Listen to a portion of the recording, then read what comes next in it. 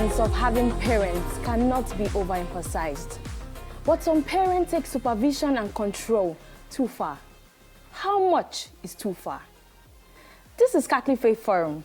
I am Evelyn Iwoha, and today we shall be discussing parental supervision versus parental control. When we return from this break, we will meet our very special guests. Stay with us.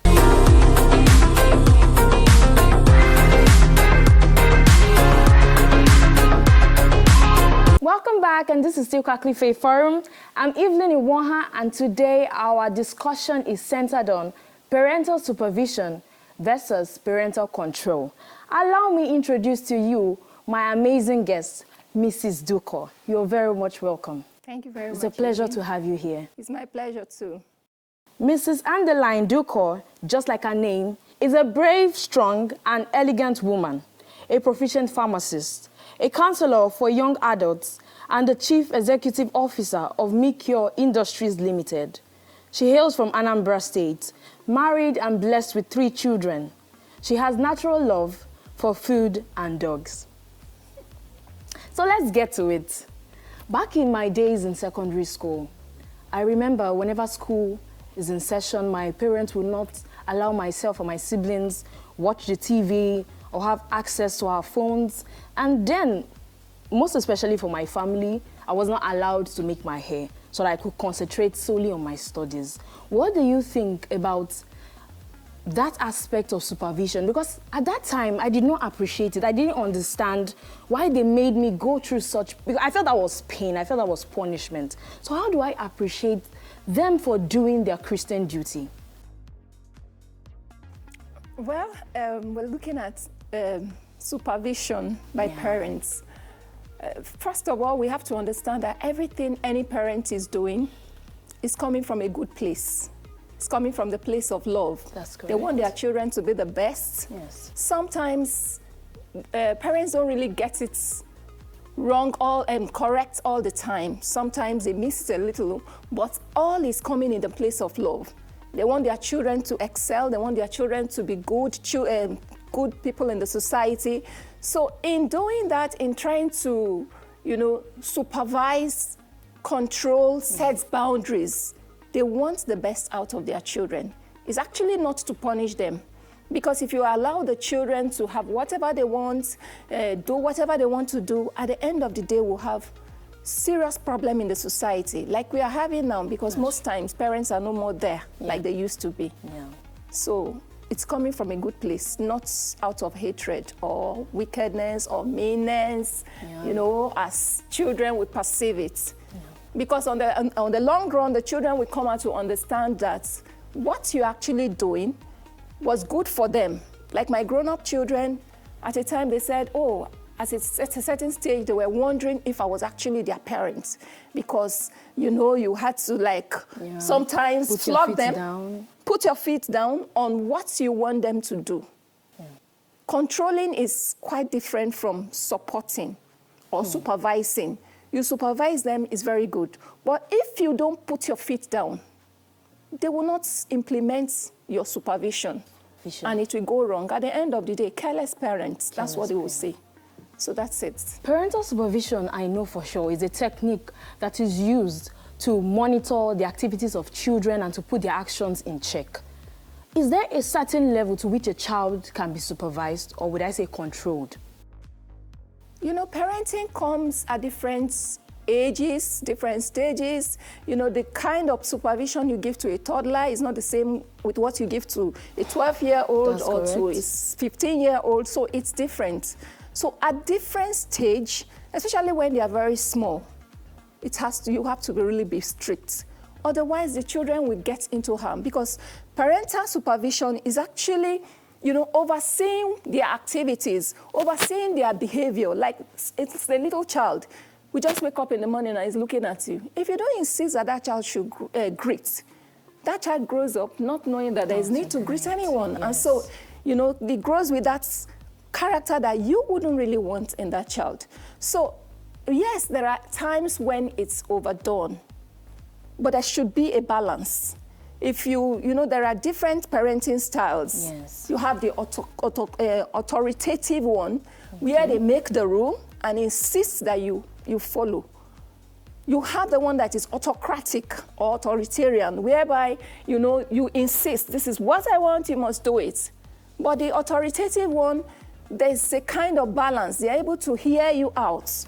Okay, well, you want to do this. Why do you want to do it?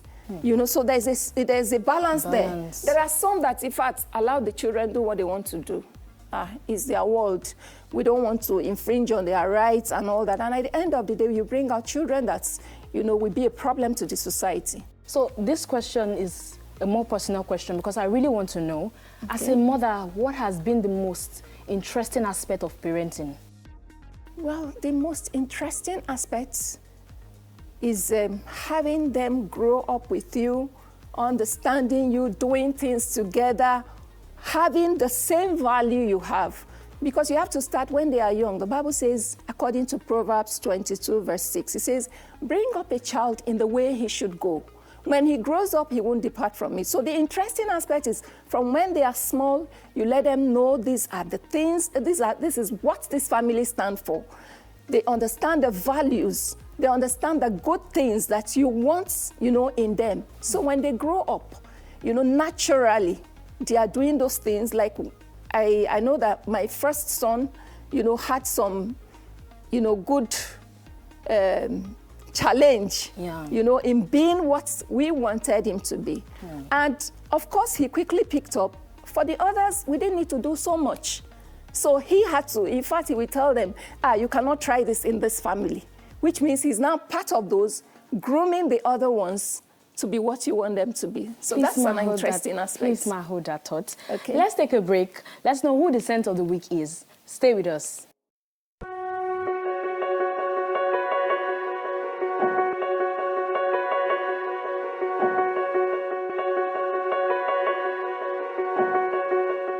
Our saint of the week is Saint Peter Damian.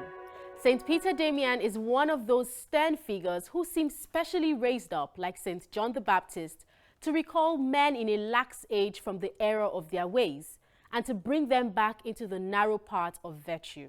He was born in 988 and lost both parents at an early age.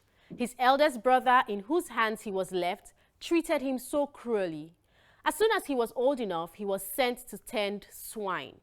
Now, a younger brother, a priest, moved by his poor state, sent him to the University of Parma, where he acquired great distinction. Having found a father in this brother, Peter adopted from him the surname of Damian. His studies were sanctified by vigils, fasts, and prayers. Not only did he give away much in alms, he was also seldom without poor persons at his table and took pleasure in serving them with his own hands. An encounter with two Benedictines convinced him to join the monastery. He spent most of his days in prayer, reading sacred books, and fasting. Now, Peter's excessive vigils brought on a severe insomnia, which was cured with difficulty, but which taught him discretion. Acting upon this experience, he now devoted considerable time to sacred studies and became as well versed in the Holy Scriptures as he formerly had been in worldly literature. By the unanimous consent of the hermits, Peter Damian became the head of the community upon the former superior's death. Peter's extreme reluctance obliged the abbot to make it a matter of obedience. Now, 7 popes in succession made him their constant advisor, and he was at last created Cardinal Bishop of Ostia. He withstood Henry IV of Germany and labored in defense of Pope Alexander II against the anti-pope, whom he forced to yield and seek for pardon. St. Peter Damian fought simony with great vigor and upheld clerical celibacy. He was commissioned to settle discords amongst various bishops. In 1072, he was called upon to adjust the affairs of the church at Ravenna. He was laid low by a fever on his journey to Rome, and he died at Faenza in a monastery of his order on the 8th day of his sickness, while the monks chanted the morning psalms around him. He is invoked against insomnia and for conflict resolutions. St. Peter Damian is venerated as a saint and was made a doctor of the church by Pope Leo XII on 27 September 1828, with a feast day which is now celebrated on the 21st of February. And so we say, St. Peter Damian, pray for us. Welcome back, and this is still Catholic Faith Forum. Our discussion is still centered on parental supervision versus parental control. These days, the social media provides the quickest opportunity to interact with content, to communicate needs, and to, at the fastest time and moment, you can access information, the current information. And what do you think of the accessibility to social media at a tender age? Yeah, that's where this parental control comes in. Okay. You know, the children, they are exposed to so many things on the net, even through mobile phones, you know, so many things, even the television. So at this point, one needs to put their feet down to set boundaries, to put restrictions. You know, there are now, I think now everyone is tech, everywhere tech, online this, online that. So if you don't put some controls, if you don't put some restrictions on some channels, on some aspects, these children will be, you know, they will become what you don't want them to be. They will be deceived. They could have this cyber bullying and the rest of it. Yes. You know, they can watch things that will make them to be, you know, what the society is not expecting of them. So there should be restriction as to the channels they can have access to, the time, because you know, if you allow the children, especially the very tender ones, to have their phone, you know, in their room, they can browse from dawn till dusk. The time they're supposed to be sleeping, they are browsing. So there should be restriction. So the parental control there is to control when they should have their phone and when they should drop their phone and do, you know, other things like their assignments or house chores and the rest of it. Now you talk about setting restrictions, setting boundaries. How would a parent know when he or she is not overdoing it? Well, there are some signs that will make a parent know if he's over-controlling. Okay. First of all, you check the child, you know, and find out whether you are able to trust your child. If as a parent you are not able to trust your child for, you know, some things you expect that child to do, then you are over-controlling. That child has some brain. He can actually reason and take some positive decisions. But when you never really, you know, trust that child, there's some elements of over-controlling. Then autonomy, you want to poke nose and know everything. If the child is in school, you're calling, are they giving you assignments? And how did you do it? And what did you eat this morning? It's to some extent over-controlling. So it displays in your over-involvement in the things of the child. The child says, oh, I want to visit a friend.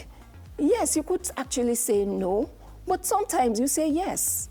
You allow the child sometimes to make their mistakes and correct them. So we learn from our mistakes, so we should allow them.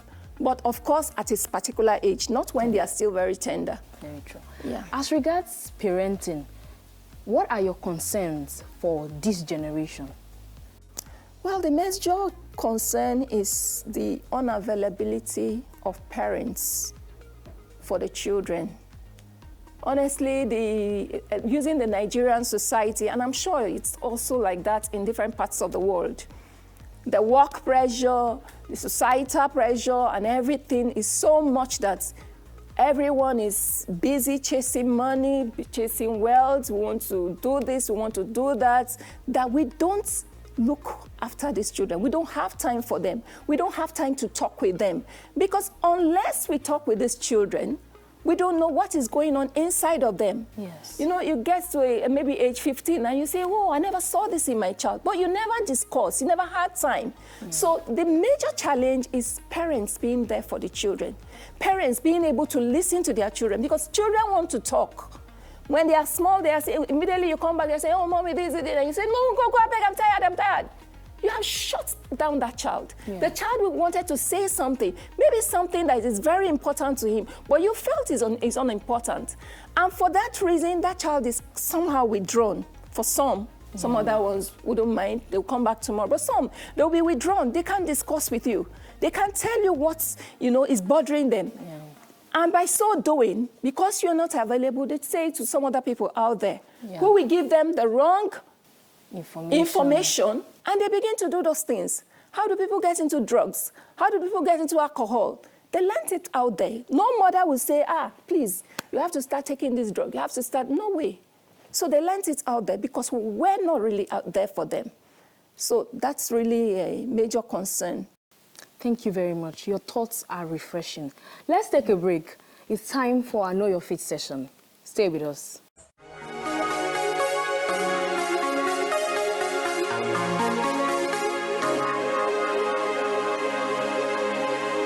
Hello people, I am Elefachi and you're welcome to another episode of Know Your Faith series. And today we'll be talking about the 3 pillars of Lent. Lenten season can often get crowded and confusing, and we wrestle with what to give up and how to stay on track. And to help us handle this, the Catholic Church provides us with spiritual practices called pillars to help us grow deeper in our relationship with God. The 3 pillars of Lent are 1. Prayer. Prayer is basically our communication with God. And just as St. John of Damascus says, it is the raising up of our hearts and mind to God. Prayer deepens our faith in God and draws us closer to Him. 5 forms of prayer you can explore during Lent are: number 1, daily recitation of the Holy Rosary. Number 2, daily examination of conscience. Number 3, daily meditation. Number 4, daily reflection on the scripture readings at Mass. And number 5, attending Stations of the Cross. Number 2, fasting and abstinence. This involves giving up food or any other thing. By sacrificing food and any other thing we find pleasurable during Lent, we are eliminating stumbling blocks between ourselves and God's love. Our sacrifices should come from love, not a sense of obligation or guilt. We fast from food on Ash Wednesday and Good Friday, while we abstain from meat and fish on all Fridays of Lent. 4 ways to fast during Lent include: number 1, fast from food or moderation in eating and drinking. Number 2, reduce expenses on material things. Number 3, abstain from TV, social media, or other forms of entertainment. And number 4, avoid sin always. Number 3, almsgiving. Almsgiving is an action that leads us as Christians to love our neighbors, listen to them, and give them our time, help, advice, money, shelter, company, and affection. The goal is to love God and others as we love ourselves. To give alms is to be united to Christ, who became poor, so that we may become rich in grace. 4 ways to practice almsgiving include: number 1, dedicate more time to family, studies, and work. Number 2, do charity. Number 3, help others spiritually through prayers and sharing spiritual resources. Number 4, by being generous with our values like charity, forgiveness, and patience. So guys, let's endeavor to pray, fast, and give alms to strengthen our relationship with God in this Lent. And that's it on today's episode, and I really appreciate you once again for joining me. Which of these 3 pillars do you find the hardest to practice? Tell us in the comment section. Until I come your way next time, be bold, be Catholic. Bye.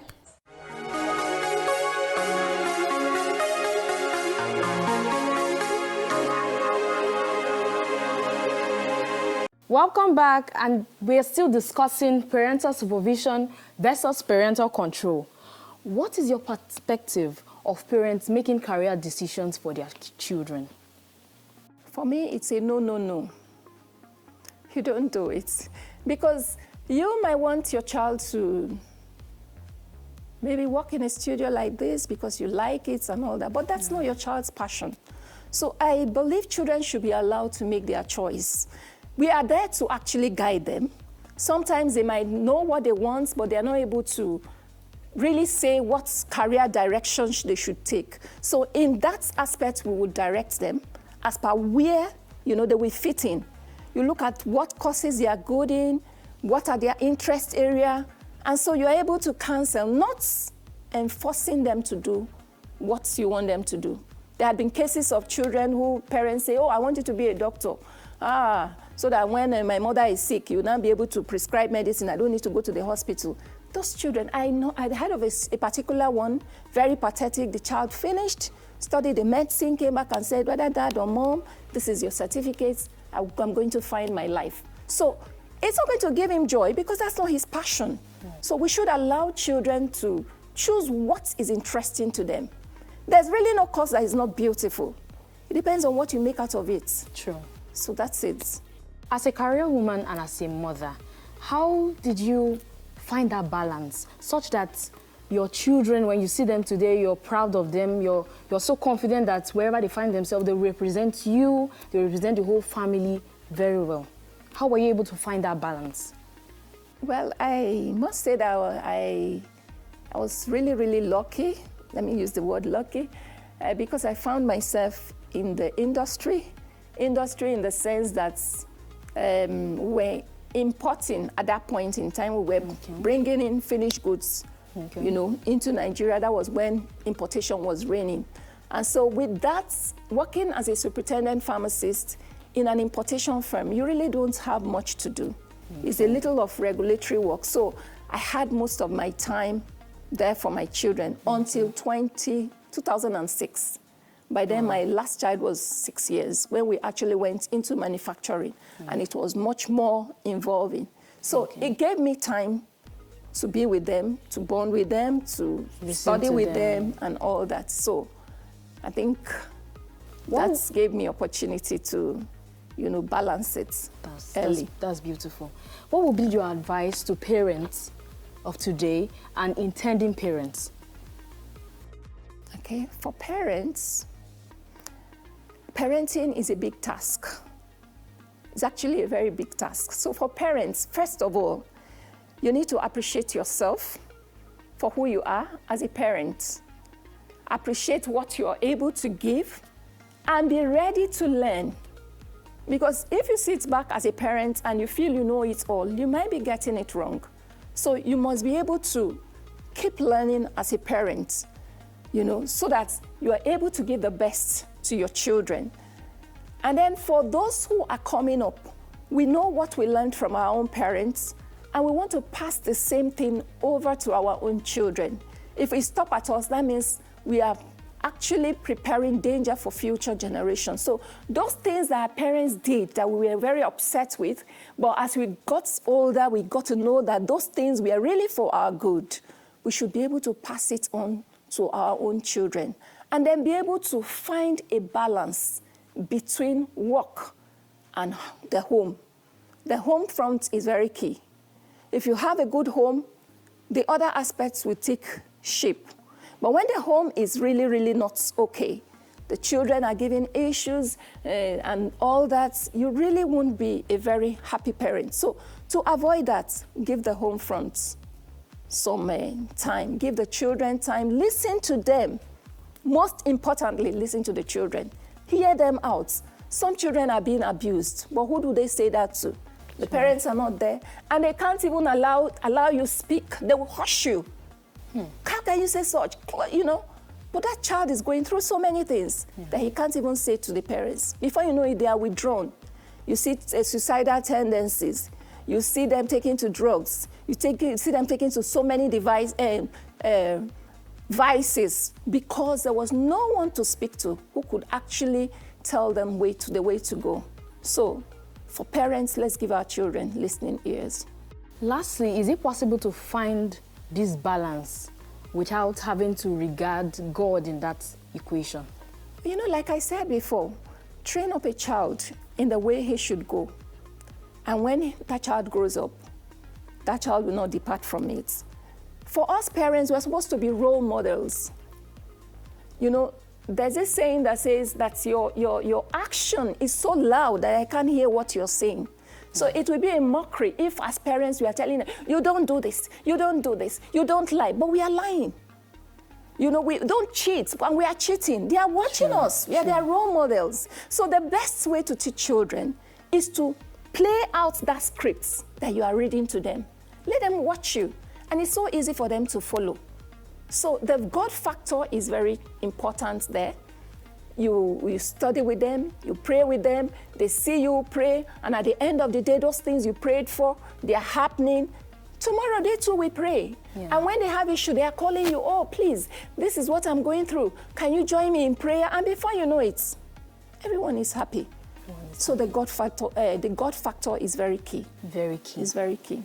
Thank you very much, Ma, for your perspective, for your thoughts, and for sharing from your wealth of knowledge. We have now come to the end of our discussion. Thank you, Ma, for your time. Thank you. I'm so glad that you made it here and you honored our invitation. We hope to do this some other time. No Thanks to you for staying with us till the very end. Do not forget to subscribe, turn on your notifications button so you will not miss out on any of our content. Follow us at CFF on TV on Twitter, Facebook, and Instagram. I remain Evelyn Iwoha. Until next time, keep being saints in jeans and shirts. Bye-bye.